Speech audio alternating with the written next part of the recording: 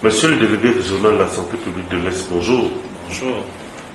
Pouvez-vous nous faire une présentation de la situation sanitaire de la région de l'Est au moment où nous parlons, sur le plan épidémiologique, l'offre des infrastructures de soins de santé, mais également du personnel de santé dans la région? Merci de nous permettre de pouvoir dire quelques mots sur notre région sanitaire, de parler de quelques aspects qui concernent la prise en charge des populations de cette partie de notre pays. Il faut dire déjà que la région de l'Est est une région assez vaste, c'est la plus grande en termes de superficie, donc un quart de du triangle national, ce qui vous fera comprendre bien sûr les difficultés que nous allons évoquer plus tard. Et il faudrait couvrir cette superficie. Cette superficie s'étend sur 4 départements dans lesquels nous avons 15 districts de santé.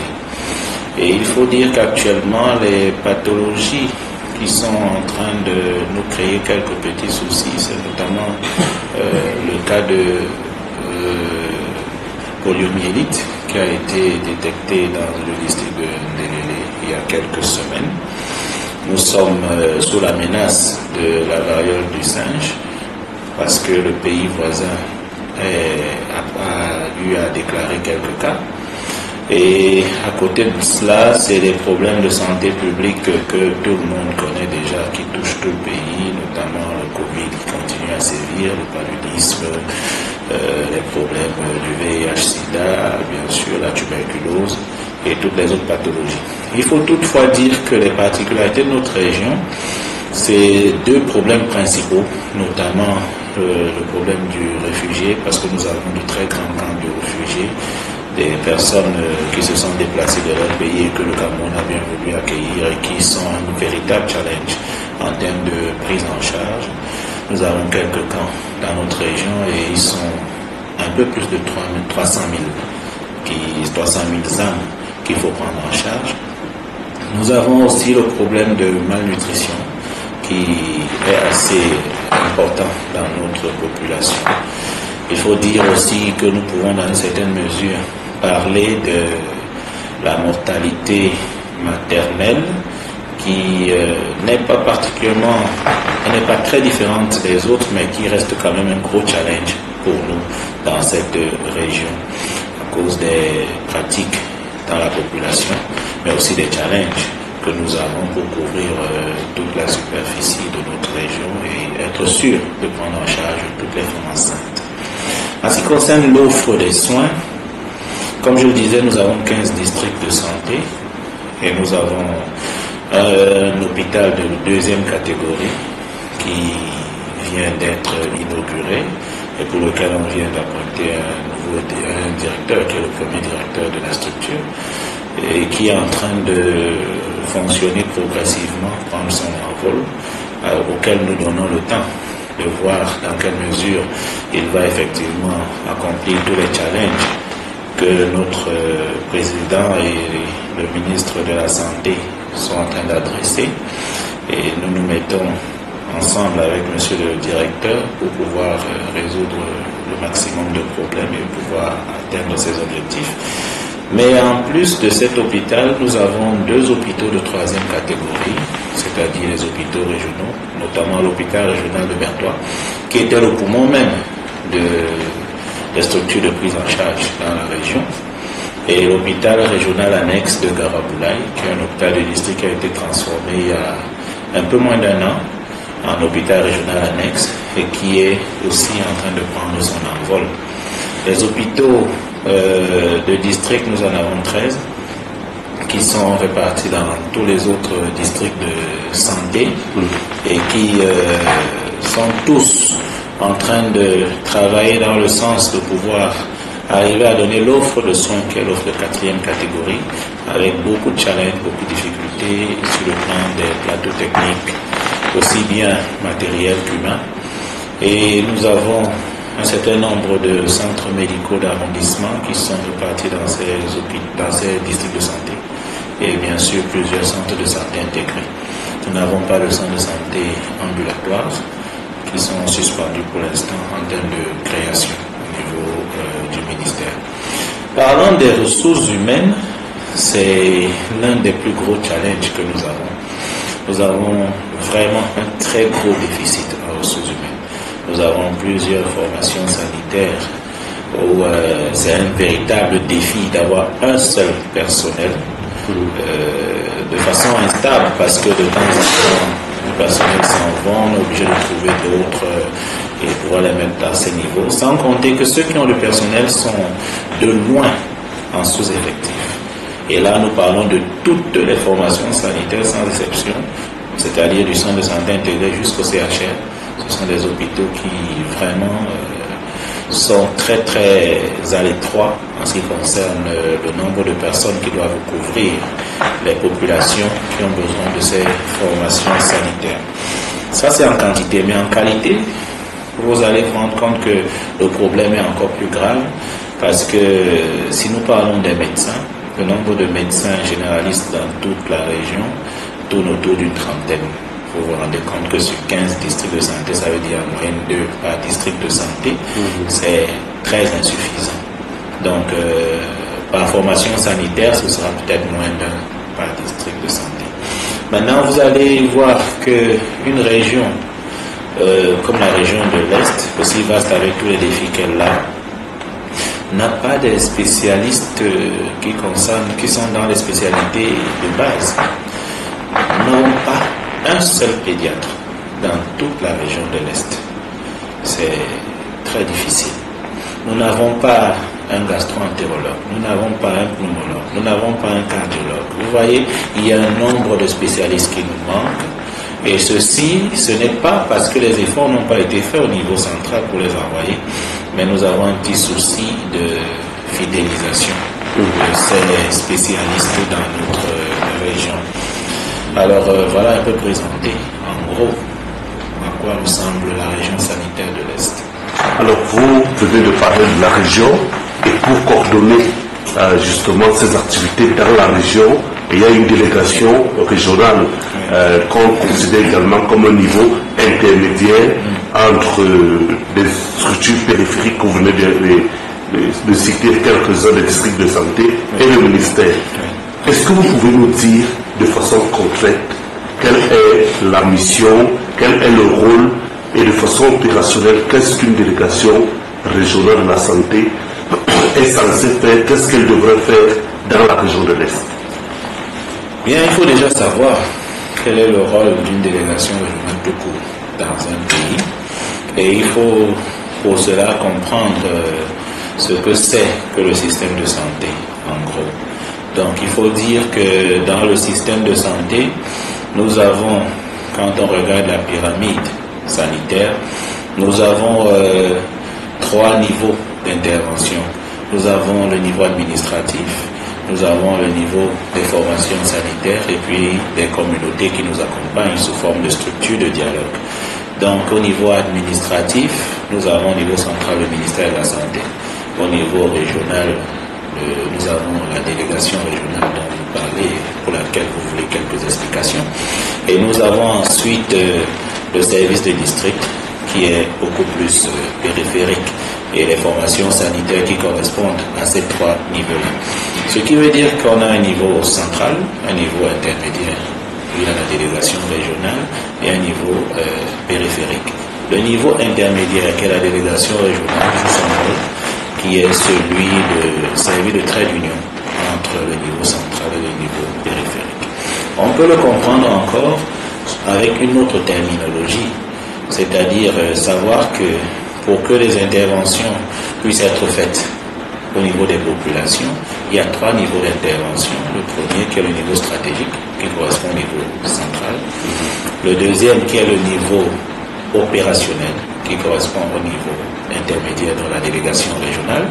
Et le dernier qui est le niveau tactique, qui correspond justement donc au district de santé et toutes les entités qui donnent des prestations directes aux populations. La petite confusion qui a souvent existé, merci de me donner l'opportunité d'apporter cette petite précision, c'est que, en règle générale, on parle juste du niveau stratégique et du niveau opérationnel. Et tout de suite, ça fait que la définition du niveau opérationnel n'est pas toujours bien comprise. Ce n'est pas au niveau des opérations, du niveau opérationnel qu'on réalise les activités. C'est bel et bien au niveau tactique. Le niveau opérationnel, c'est le niveau qui effectivement se rassure que les stratégies qui ont été faites au niveau central sont transcrites en tactique que les formations sanitaires et logistiques peuvent réaliser. Donc ça veut dire, ceux qui réalisent les activités, c'est la tactique, c'est eux qui réalisent vraiment ce qui a été transcrit. On va parler d'opérationnalisation des stratégies qui sont faites au niveau central. Parce que ces stratégies ne sont pas encore sous la forme directe des interventions directes qui sont faites au niveau du centre de santé, au niveau du centre médical d'arrondissement, au niveau de l'hôpital de district, au niveau du district de santé pour les activités communautaires. Donc c'est le niveau intermédiaire qui est la délégation qui est chargée de cette opérationnalisation.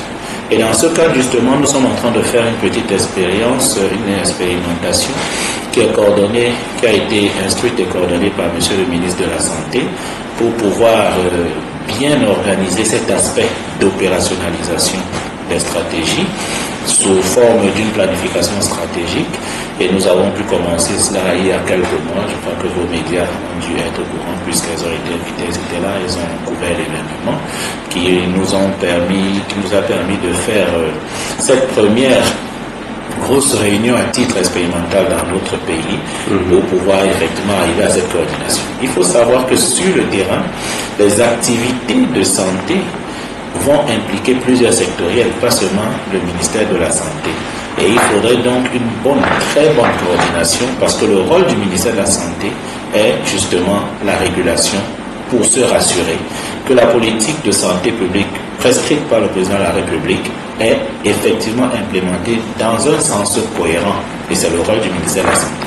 Vous comprendrez donc la délégation de la santé aura pour rôle justement de se rassurer de cette coordination, de se rassurer de l'intégration de toutes les sectorielles dans la politique présidentielle, de se rassurer que les stratégies sont donc opérationnelles, mais aussi et surtout dans le cadre intégrant tout le monde. Voilà un peu le rôle de la délégation régionale. Et vous allez comprendre maintenant que ça va se décliner en plusieurs activités de suivi déjà en interne pour les différentes structures du ministère de la Santé, mais aussi d'une coordination avec les autres sectoriels représentés dans la région pour se rassurer que tout est cohérent dans la politique de santé appliquée au niveau régional. Parlons de quelque chose d'autre, mais qui marque également la situation sanitaire dans la région de l'Est. Je parle de la couverture santé universelle dans sa phase 1. Nous nous souvenons qu'il y a un an, très exactement le 12 avril 2023, le ministre de la Santé publique a présidé le lancement officiel sur le plan national de la couverture santé universelle phase 1. Un an et demi après, la région de l'Est, dans la ville de Manjou, a abrité la cérémonie. Un an après, où en sommes-nous? Bien, il faut dire que la couverture santé universelle et l'orientation, la nouvelle orientation du système de santé qu'a voulu M. le Président de la République et qui est en train d'être implémentée par M. le ministre, comme vous venez de le rappeler, qui a procédé au lancement ici, dans notre région. On a eu ce privilège il y a un an.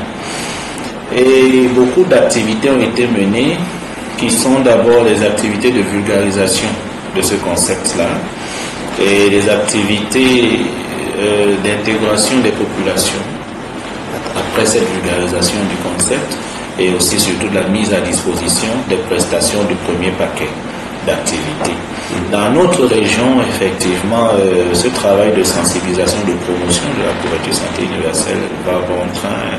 Nous avons la collaboration de toutes les sectoriels qui doivent participer sous la coordination de M. le gouverneur de la région, qui est le patron de la région et qui nous accompagne avec, bien sûr, vous allez convenir avec moi, les instructions, sous les instructions de M. le ministre de la Santé qui dirige cette implémentation.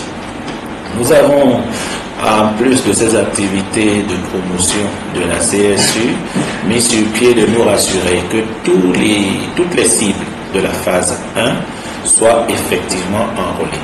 Et dans ce sens, nous avons effectivement doublé d'efforts depuis le début de cette activité. Nous sommes actuellement à un niveau qu'on peut considérer comme étant le jaune, c'est-à-dire nettement au-dessus de 60% des cibles que nous devions enrôler. Et nous sommes en train de courir vers le vert, qui veut dire que nous avons enrôlé 80% de nos populations au 31 décembre 2024.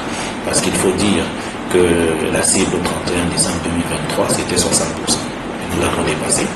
Ce que ça veut dire que nous sommes en train de bien suivre le cours des choses comme au niveau central, au niveau national, au niveau de la majorité des régions. Nous nous réjouissons de ce que la région de l'Est soit suffisamment mobilisée. Nous sommes en train de mettre les bouchées doubles pour qu'il y ait une véritable appropriation de ce concept qu'est la CSU, et que cette appropriation soit à tous les niveaux, jusqu'au plus petit personnel qui est dans le plus petit centre de santé, permettez-moi de dire petit, donc qu'ils soient tous capables de mener cette activité et qu'ils sentent qu'ils font partie de l'activité et qu'ils comprennent leurs responsabilités qu'ils sauront prendre chaque jour pour la réalisation de cette instruction qui, il faut le dire, est présidentielle. La mise en route aussi des prestations de soins, elle est effective. Donc les enfants de 0 à 5 ans reçoivent leur consultation gratuitement. Ils reçoivent aussi leur traitement de palu gratuitement. Excusez-moi. Le personnel hémodialysé aussi reçoit ses dialyses au montant qui est indiqué 15 000 francs de façon annuelle, et tout se passe convenablement. Les femmes enceintes reçoivent leur chèque santé. Toutes ces activités sont bel et bien menées, et nous sommes en train d'améliorer surtout le système de suivi et de coordination de la mise en œuvre de ces activités, autant que nous l'avons fait pour l'enrôlement, qui se passe très bien. Nous sommes aussi en train de suivre l'aspect de remboursement des frais, qui est effectif aussi. Il faut dire que le ministre de la Santé en a fait un point d'honneur. Donc ces activités sont effectuées sur le terrain dans notre région comme il l'a voulu et comme il est en train de faire les efforts pour que ce soit le cas. Et les paiements aussi, les prestations sont effectifs dans notre région. Alors, à vous écouter, on serait tenté de se dire que l'Est se porte plutôt bien. Nous allons dire que à l'Est, nous avons une équipe qui fait de gros efforts pour suivre les instructions et pouvoir réaliser les objectifs qui lui sont assignés. Les objectifs qui nous sont assignés ne peuvent pas être de donner 100% tout de suite, mais c'est de courir vers le 100%. Vers la perfection. Et cette équipe est en train de se souder. Nous sommes en train de réveiller le leadership de tous les responsables. Nous sommes en train d'impliquer tout le monde. Nous sommes en train de faire en sorte que ce soit effectivement un bloc qui se mette en route pour pouvoir faire le travail. Nous sommes pour cela en train de courir, non seulement pour galvaniser tout le monde, pour coacher tout le monde aussi, amener aux meilleures pratiques, pour améliorer les prestations que nous sommes en train de mettre à la disposition de la population selon les instructions et selon les directives nationales. Et nous pensons que cela est en train de se faire progressivement avec le travail qui a déjà été fait par nos prédécesseurs, qui est louable, et notre objectif est de continuer autant que nous pouvons à aller dans ce sens-là. Les chantiers seront toujours vastes, il y a toujours beaucoup de choses à faire, mais ce que nous pouvons dire, c'est que cette équipe est en train de travailler dans le sens de l'application des instructions et des directives nationales de santé publique. Vous avez dit le chantier, il est vaste. Oui. Vous avez, à l'entame de cette émission, parlé de certains manques. Est-ce que la délégation régionale de la santé publique de l'Est rencontre des difficultés? Si oui, ce sont lesquelles? Bien, il faut dire que le système de santé en général rencontre d'énormes difficultés. Nous n'allons pas créer des difficultés, ces difficultés sont connues. Le niveau central rencontre les mêmes, nous on les en rencontre aussi. C'est vrai qu'il y a une certaine acuité en fonction des zones et des endroits. Et c'est pour ça que je vous ai dit tout à l'heure que la région de l'Est a une particularité d'être très vaste. Nous avons de très longues distances. Ça fait que les difficultés du système de santé en général sont un peu plus accrues dans notre région. Donc les difficultés dont je vais vous parler vous allez vous rendre compte qu'elles sont pratiquement les mêmes difficultés ailleurs. On va juste ajouter la petite teinte qui est liée à notre terrain. La première grosse difficulté est la couverture des surfaces, de la superficie de la région. Le district le plus éloigné est à 600 km. Ça veut dire que dans la majorité des régions, 600 km, vous êtes déjà sorti de la région. Mais chez nous, 600 km, vous êtes encore dans la région. Dans une zone parfaitement enclavée, nous avons des districts qui sont très enclavés. Nous avons le district de Ban qui est très enclavé, le district de Kété, le district de Télélé, Yokadouma, Monomi, le district de Nguemenduka aussi, une partie du district de Doumé. Et vous comprenez, il y a aussi des parties. Maintenant, les autres districts ne sont pas mieux lotis parce que au moins une partie de ces districts sont assez enclavés. Ça fait déjà que c'est très difficile. Vous savez, dans la santé, c'est même pas ces superficies-là qui sont l'objectif, c'est les individus. Donc, nous couvrons ces superficies pour atteindre ces individus. Et ce n'est pas toujours évident de pouvoir y arriver. À côté de cela, maintenant, vous allez vous rendre compte que nous avons de grosses difficultés en termes de structure. Structure que je veux différencier d'infrastructure, parce que je veux parler là des bâtiments. Je vais parler de ces bâtiments qui ne sont pas toujours disponibles dans tous les services, malgré le gros effort qui est fait, parce que nous avons un nombre de formations sanitaires qui sont en train d'être rénovées et d'autres qui sont en train d'être construites. Mais toujours est-il que beaucoup de districts de santé n'ont pas de locaux propres pour que le chef de district puisse bien faire son travail de coordination sur des aires géographiques qui sont très vastes dans la majorité des cas. À côté de ces structures, les hôpitaux aussi qui sont en train d'être améliorés. Comme nous l'avons dit, on a un CHR, on a un hôpital régional ici, un autre hôpital régional qui est en train d'être amélioré, mais on a aussi beaucoup de formations sanitaires de 5e, 6e catégorie qui demandent beaucoup de réflexion et certaines même des constructions carrément. Mais en ce qui concerne les infrastructures, on a un très très grave problème d'infrastructure, c'est-à-dire le plateau technique qu'il faut améliorer dans les formations sanitaires de 6e, 5e catégorie et 4e catégorie. Nous sollicitons vraiment que ces formations sanitaires soient effectivement un peu mieux améliorées en termes de couverture sur le plan du plateau technique.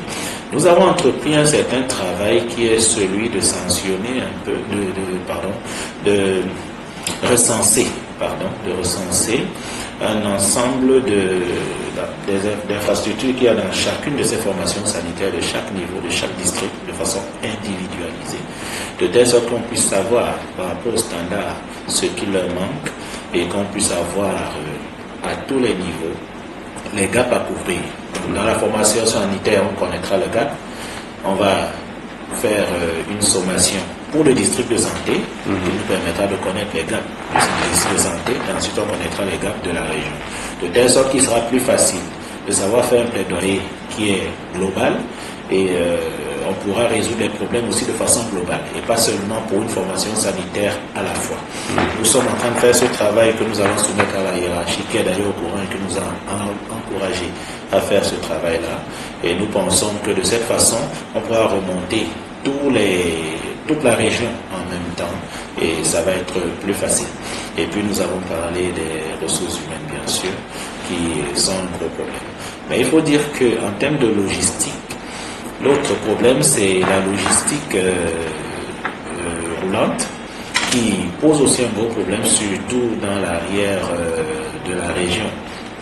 Il y a beaucoup de formations sanitaires qui sont dans des zones enclavées, qui n'ont pas de moto, avec de très grandes distances, très difficile pour eux de pouvoir faire des stratégies avancées, de pouvoir toucher les populations.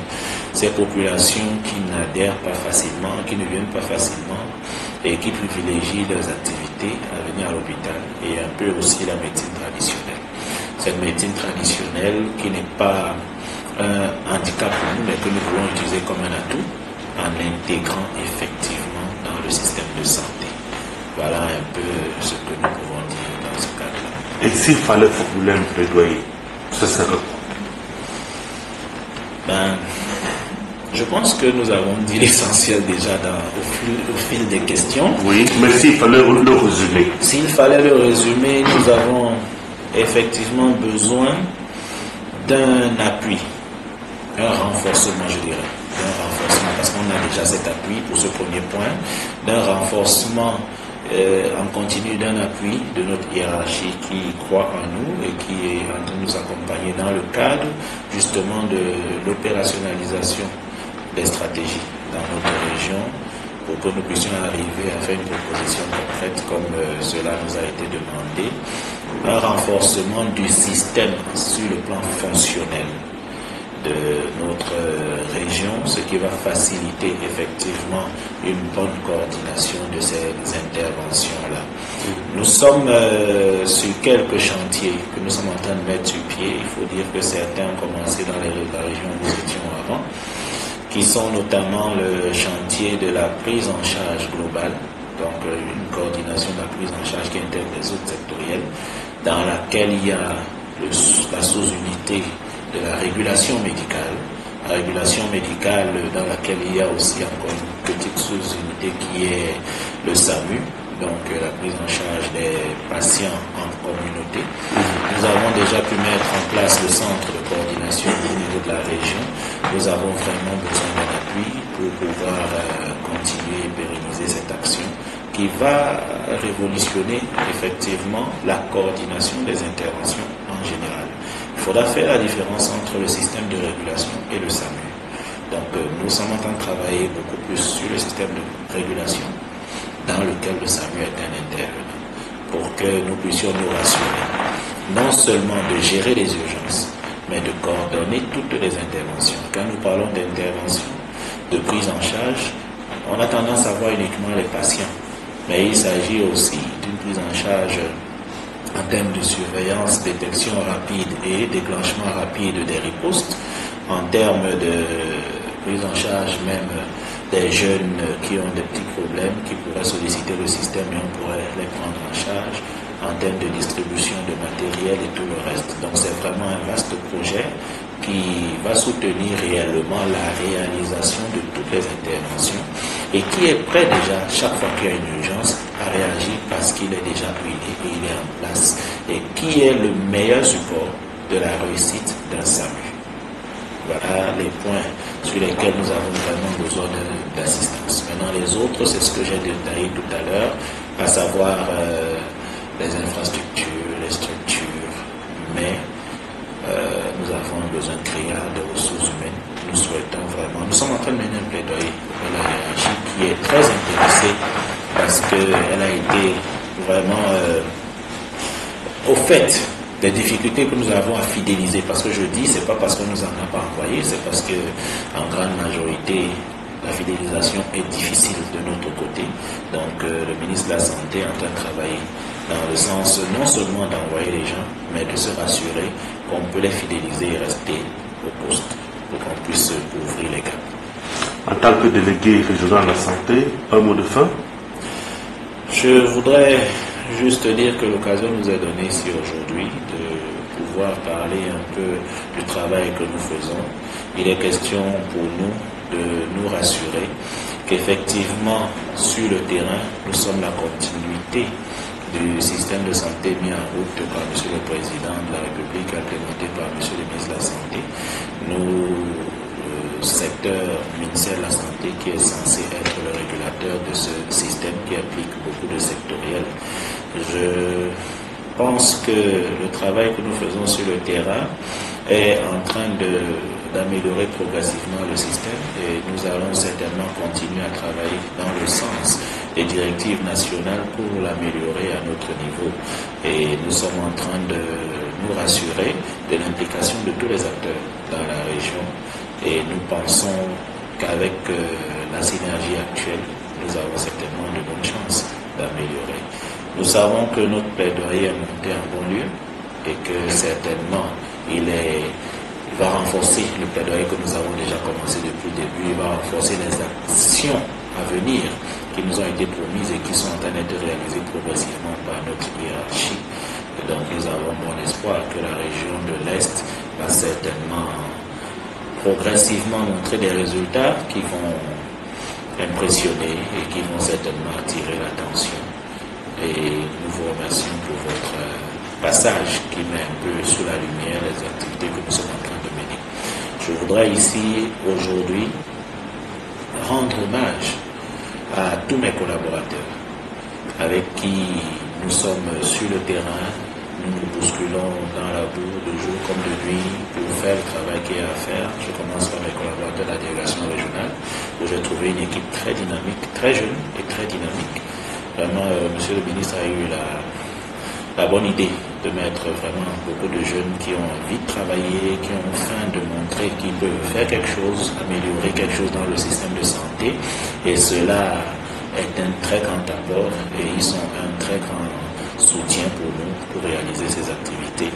Je voudrais aussi remercier les chefs de district qui prennent vraiment leurs responsabilités de plus en plus, leur leadership dans leur région, les responsables des formations sanitaires qui sont en train de travailler tous avec nos collaborateurs dans ces structures-là pour pouvoir relever le système de santé.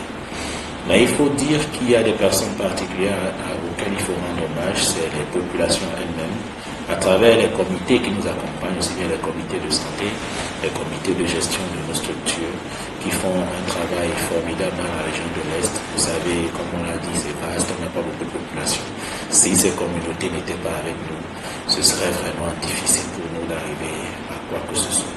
Je voudrais remercier les partenaires traditionnels du ministère de la Santé qui nous aident parce que vous savez, vous avez entendu qu'on a des défis très particuliers dans la région, la nutrition, les réfugiés et d'autres problèmes dans notre région. C'est grâce à ces partenaires que nous arrivons à effectivement implémenter la politique nationale de santé dans notre région.